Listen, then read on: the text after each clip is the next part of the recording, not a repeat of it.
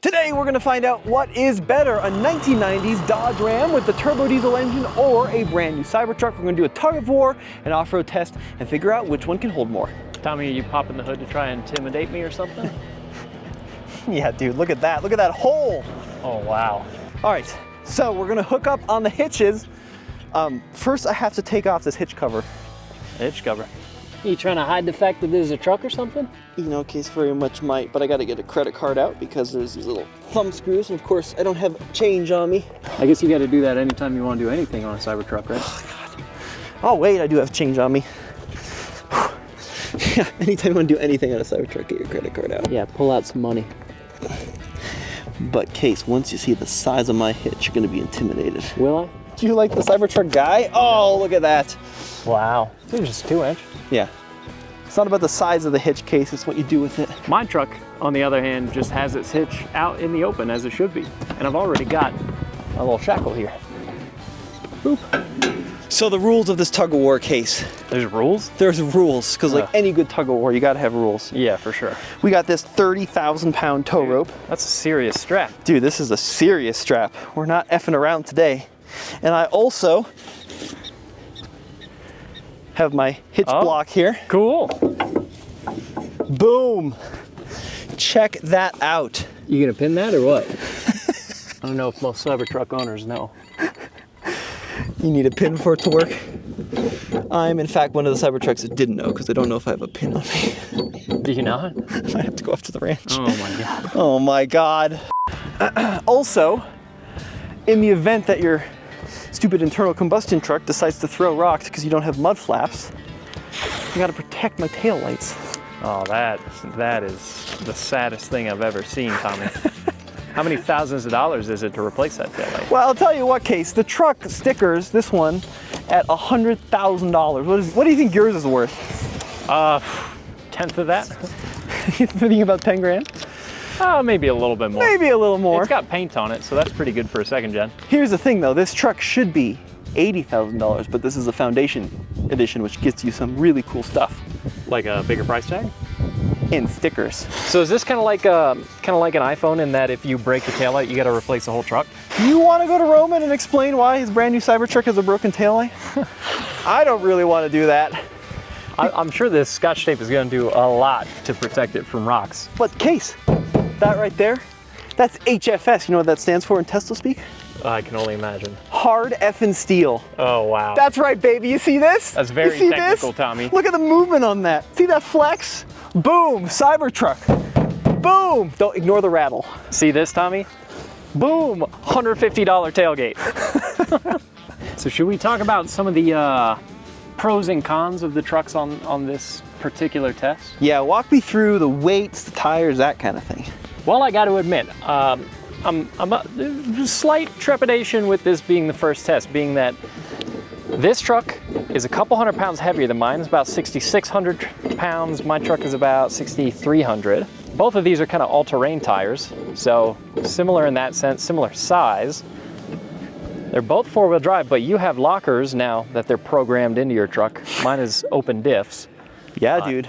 And you certainly have a lot more power than I do. 600 horsepower, what's your power? Oh, from the factory it was 175. It's more than that now, but it's still half of what this is. What's your torque? The torque might be as much as in the 600 range nowadays. It'll spin tires in third, but what I'm trying to figure out is what I can do to get a leg up on you. I'm thinking maybe try and lean into the fact that I got low range and use the gearing to my advantage. I like that idea, and I'm going to be the idiot Cybertruck owner and just give her hell, and we're going to see what strategy works the best. All right, Tommy, are you ready for this? Yeah, you really think you have a shot, Case? You know, it's mostly the lockers, and I guess also the weight, and also the power, the instant power that the Cybertruck puts out, but yeah, I'm not too stoked on my open diffs right now. Hey, there's no pressure. If you don't win, there's only like 1.3 million diesel fanboys that are going to come throwing bricks at your house. So, you know, no pressure. Sure thing. So are you doing a off-road mode with your lockers on and all that? Yeah, I'm in Baja mode, which disables the traction control. I'm going to go with rear locker only. And then I'm going to go 3, 2, 1, pull, and we'll see what happens. All right, here we go. In 3, 2, 1, hold. Come on, Tesla. Dig, Tesla, dig. Well, we're not really going anywhere. Come on, buddy. I got some axle hop going on. Oh, Tommy's spinning. All right, well, not much happened, Case. Yeah, and I guess it's not the first time that's happened. Both of these trucks are pretty heavy, and we got limited traction, which is kind of by design, because we don't want to break either of these. That was expensive, and this is my daily driver. But, yeah, we didn't really go anywhere. Was that tire smoke that I was seeing on your end? Yeah, in Baja mode, you can only lock the rear diff, but that's the mode I want because it turns off all the traction control, and it was just roasting the rears especially. So, look, I let off a little earlier, and you tugged me just a little bit, but I think that's a draw. Well, that was anticlimactic. I guess, let's see if we can find some other tests that will differentiate these two a little bit more.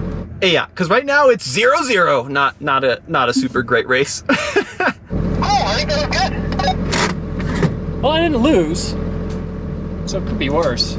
This is Lava Lane. This is one of our go-to tests of approach and departure angle.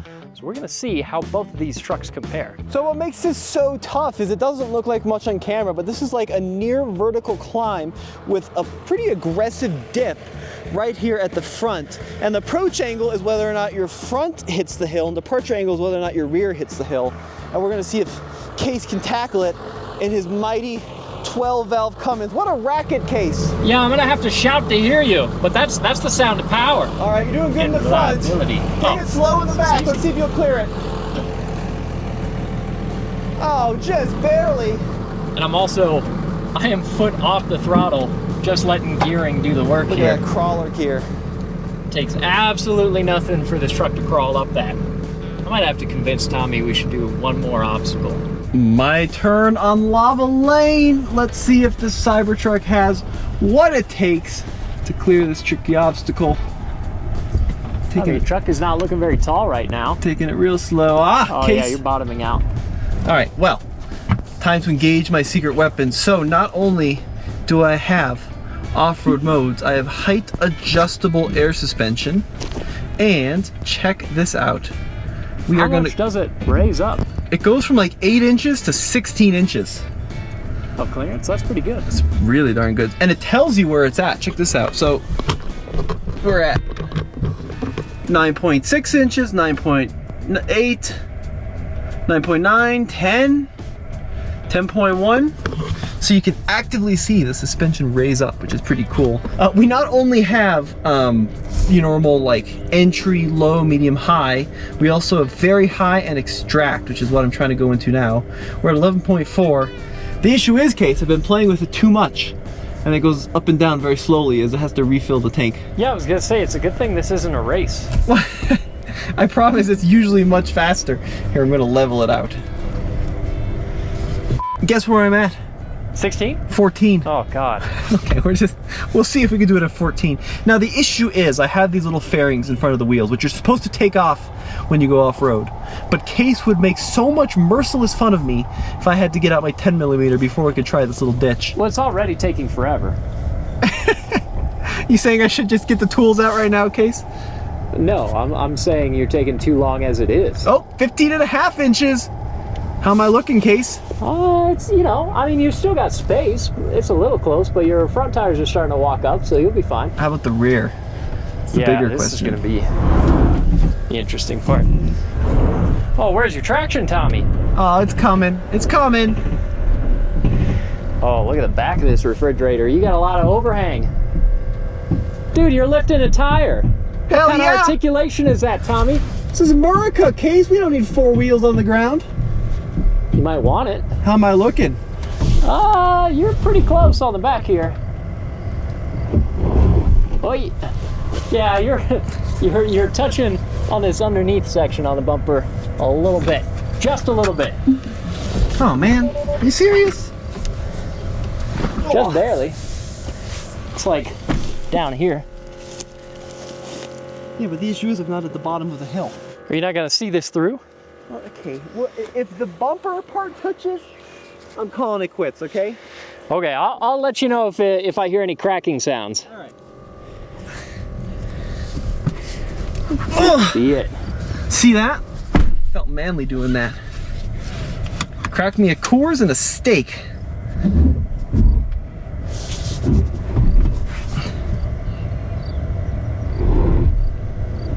You're just dragging the slightest amount. I think you're good.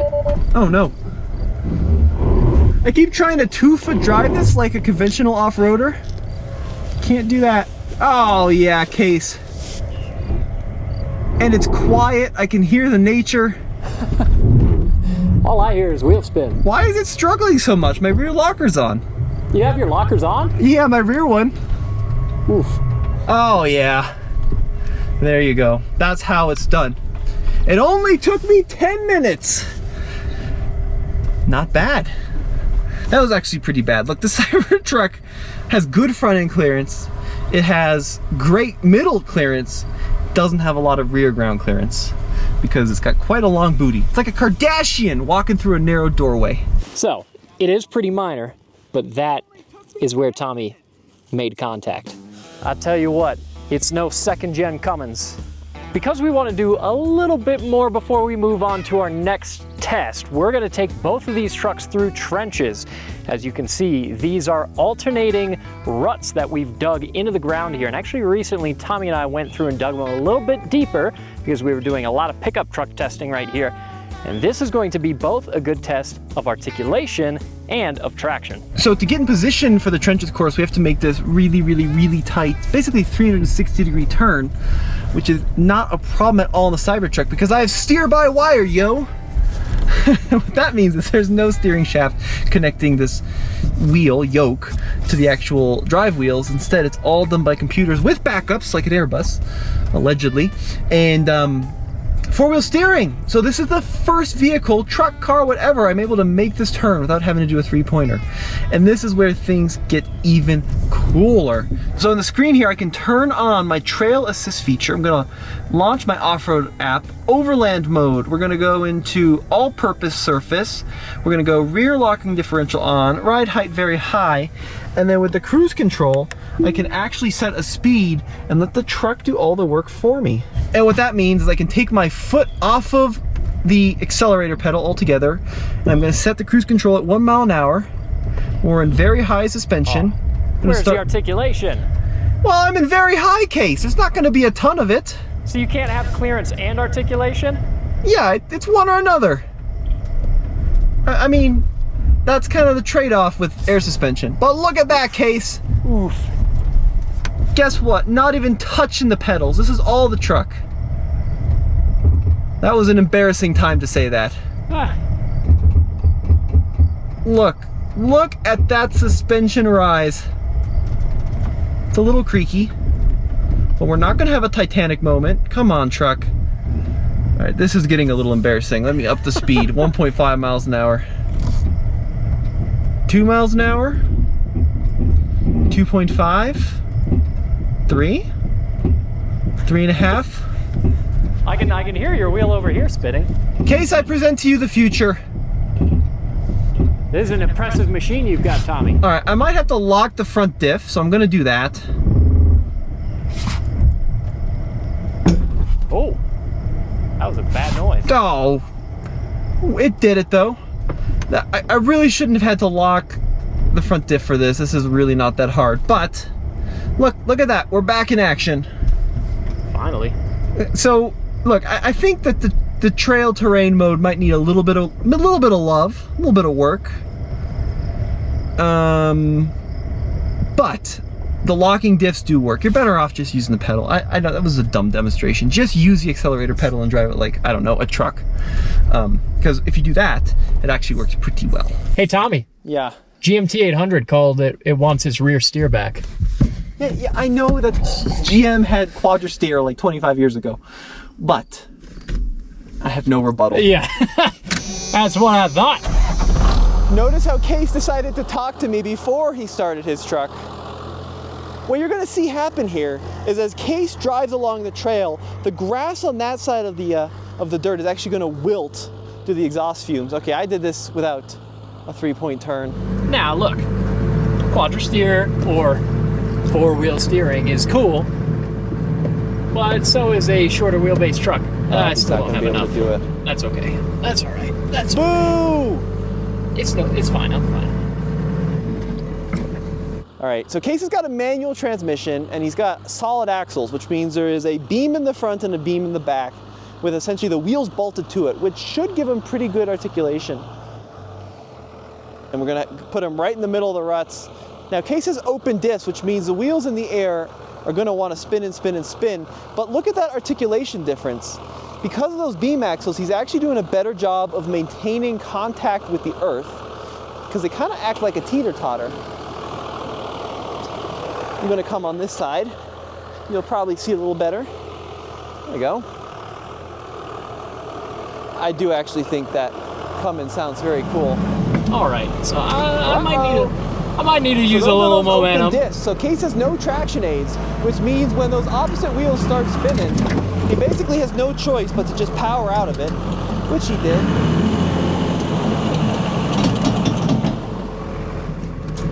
Let me use a little momentum. What's the big deal? Lacks the finesse the Cybertruck has.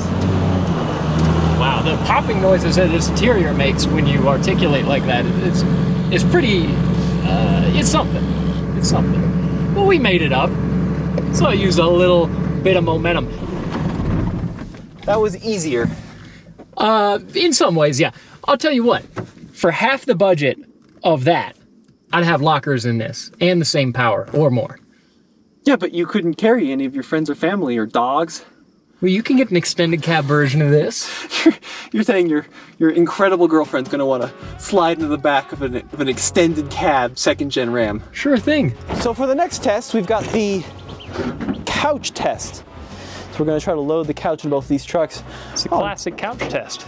Case over here has, this is a manual tonneau cover. Yeah, this is a nice unit. It's a problem with manual tonneau covers though. You gotta move your buddy's couch. Where the heck are you gonna put the tonneau? In the bed. In your cavernous 8-foot bed. Uh-huh. So you get this puppy all loaded up. Then what, Case? Then nothing. You got space for more things than you could imagine. More things than you would hope to even own. Friends and activities. Yeah. Wait till you see the Cybertruck. You're gonna be literally blown away. Do you want to make a wager on that? Well, considering you haven't been super blown away by it so far, maybe that's a bad bet. Maybe not. Look at this. Tonneau cover is off like so. Taking up almost no space in this huge bed at all. Nice. All right, Case, let me walk you through the Cybertruck. First of all, what the is happening to me today? Case! Oh yeah, he's going after you. Damn son of a beeswax. All right, okay, so rather embarrassingly, we tried to do this couch test yesterday, but there was a bee that was insistent on putting its stinger into me and then eventually you, but luckily I handled it like a man. I was tough about it. Totally, we can cut to that footage now. And look, you do have a rear window. Yeah, check that out. It's almost never useful. What's funny too, is when the tailgate's up, that covers about half of what you would see your Case? rear window. Oh yeah. Me? You I hate everything. So as you can see based on that footage, I took that like a man and I was not afraid of the bee. To your credit, it was a particularly vindictive bee. So I'm allergic to bees, but anyway, I look like a 12-year-old girl. Anyways, we're gonna check out the bed in the Cybertruck. First of all, check out my power tonneau case. Wow. I will say, this is actually incredibly useful because you can close the tonneau, lock the truck, and then you essentially have an enormous trunk. It's not sealed all the way on that end. No, it is tighter on this end than that end, so I wouldn't trust it to hold anything waterproof. And, you know, I wouldn't put anything valuable in this bit, but most of it is secure. It does feel like they'll give you some good security. Should I try poking my pocket knife through it? No, absolutely not. I don't trust it that much. I think it would be okay. It will hold a human though. Anyway, so let's talk about the bed of the Cybertruck. Are you impressed? Tommy, your rear window is tiny. It is tiny, and with the tailgate up, you can't see anything, which is why they give you a rear-facing camera. Yeah? But does that work on your rear view mirror? It works on, no. It does not. That is a really dumb thing. So your rearview mirror most of the time doesn't do anything. No, for some reason they put the camera on the screen and not in the rearview mirror. Tommy, it's a Ridgeline. Yeah, it's got a trunk in the back. You want to ask me about my spare tire? Yeah, how about that? Okay, listen. You can option a spare tire. You can buy one. Yeah, and it has like a condom, and guess where it lives? In the bed? Wherever you want. Freedom to put it wherever you want. It's just sliding around back Put it here. in the back seat. Put it in the front seat. I will say, Wow. I am impressed by your power. That is pretty cool. That's useful, having a lot of power access. And you also have pretty solid tie downs here. Yeah, along the side. And then we also have them at the front of the bed, at the back of the bed. So there is some thought given to it. Yeah. Now, Case, this is a composite material. You worried about long-term durability with plastic composite? Oh, I don't know. Composite beds have been around for a while. I don't think there's a huge issue there. I do have one issue with this bed design. So here's our recovery bag, right? Yeah. Stay there. I'm gonna stick this right at the front, right? Right. You know, your bed's full of stuff. Seems fine to me. Try reaching that from the side. Oh, well, yeah. No, and even this sharp edge is probably gonna slice my arm if I try. It's a little tricky to get your stuff out of the bed. Yeah, that's fair. But anyways, let's see what the total length is. 72 and a half inches. So just Yeah. over 6 feet. That's not bad. Yeah, it's pretty good. My issue with this design is the width standpoint. You want to hold that at the base there? Yeah, so at your widest, So at the back, we're at like a true 56 and a half inches, which is pretty good. yeah, a little more than 48. But then at the front of the bed here, it tapers a lot. I guess the advantage is you don't get your wheel wells. So you get 51 Yeah. inches. So you lose like 5 inches or so as you come inside. Yeah, so like any truck, it's wide enough to put a sheet of plywood. That's kind of the standard, Awesome news. but almost no wider than that. Tommy, you've also got, what, 2,500 pounds payload? Yeah, dude, the payload capacity is nuts, considering that, you know, this is more or less a half-ton truck. Having Yeah. that 2,500 pounds of payload, That is, I'll give you that. it's really good. That's impressive. But what are you gonna put in the back of this truck that weighs 2,500 pounds? I don't know of a lot of 2,500 pound things I own that are only, 6 feet long. All right, futon is in. Let's see if the tailgate Actually will fits pretty close. well. No, Oh, bummer. it was almost cool. It was almost impressive. Yeah. Look, I think this bed is not as bad as the internet will have you believe. One other problem is you get kind of this weird slant. Yeah, You see that? on the bulkhead? Yeah, check out, let's put the second one in, and I think we'll see the problem. Is like, Do we all flip it over? sure, good idea. That was expertly done. Oh, yeah, even worse. So it is slanted toward the back of the truck. Disappointing. Disappointing. Yeah, I mean, it works. You can put stuff back here. It's not the smallest bed in the whole truck industry, that's for sure. Yeah, I mean, considering it's a true crew cab truck, right? A lot of full size will be 5.5. Yeah. This is a 6-foot bed. It'll still hold your plywood, and that payload capacity is nuts. But let's see how nuts it is compared to yours. Well, this tows, what, 11,000 pounds, right? 11,000. And we towed a decent sized trailer, not that heavy, but high profile recently. And how far did this pull it? It's like 295 miles. Was 300, it? 300 miles. I feel like it wasn't quite that much. It was. I mean, maybe it was closer to 180. miles.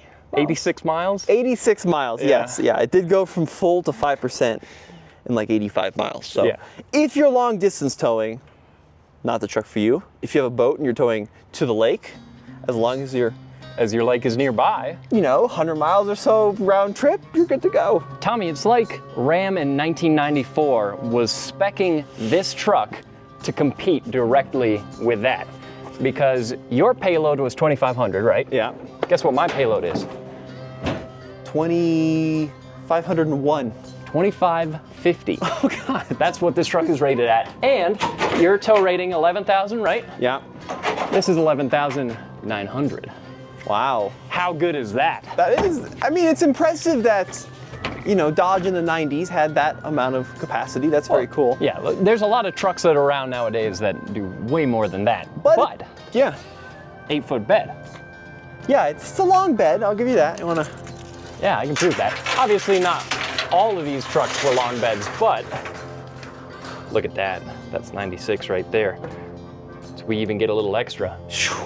One funky thing about the bed on this truck though, similar to yours, is that it is actually tapered. It's narrower, slightly narrower at the back than it is at the front. Really? But, so it's like a reverse Cybertruck. Yeah.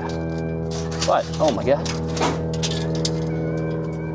61. Yeah, 60, right. 60 and a quarter. You got like, It's gonna be fine. what do you mean it's gonna be fine? I bet we get these couches in without even me needing to take the tonneau cover off.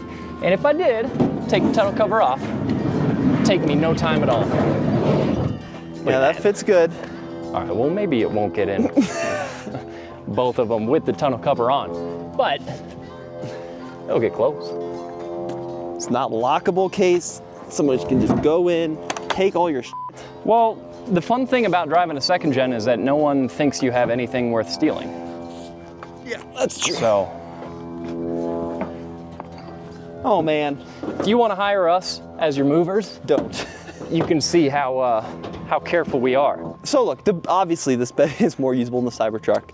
I am a little impressed though that the Tesla has the payload and nearly the towing of an HD truck from 20 years ago, as long as you don't want to tow More than 100 feet. Oh, I gotta get my key. Do you have to do that in the Cybertruck? No, because you use your phone. There's no, there's not even an on button. You just get in and drive in case. What if your phone runs out of battery? Well, they give you a credit card. What do you think of that noise, Tommy? Case that noise is pretty fantastic. I do have to admit that clatter of that inline six is awesome. Yeah, it's one of my favorite things about these trucks. It's 5-speed manual, turbo diesel, inline six. It's just got a nice sound to it. You got that lope, you got kind of that growl, and then at the upper RPMs, you get that fantastic turbo whistle. I mean, this is an experience, right? Yeah. Driving the Cybertruck, not necessarily the same experience, still an experience, but this is an old school, very mechanical experience. Yeah, exactly. And pulling out on the road here, you get to hear a little bit more of it. We actually put some microphones on the outside of the truck to try and catch some more of that sound.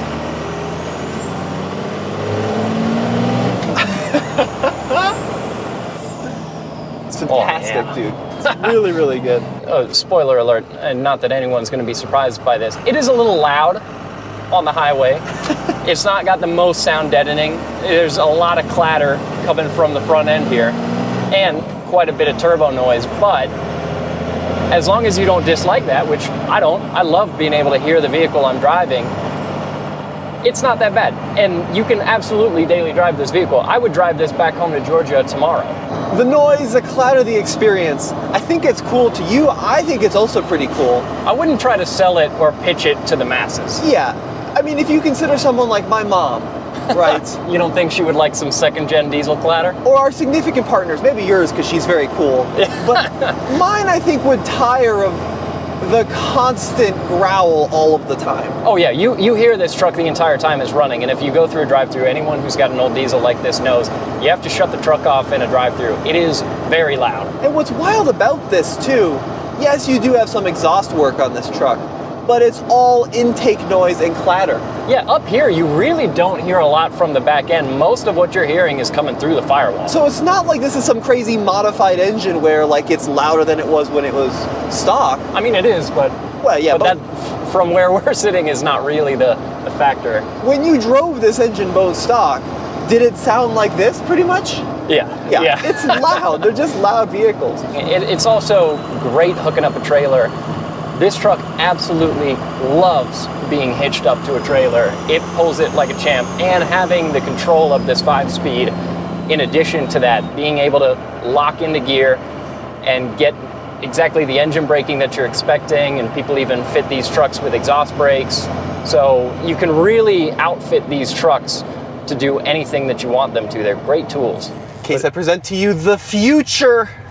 Yeah, so the future involves you turning down the AC so that people don't have to listen to the fan blowing, but that means we're gonna roast alive in here because it's all glass above us, and this stainless steel contraption turns into an oven in the intensity of the Colorado sun.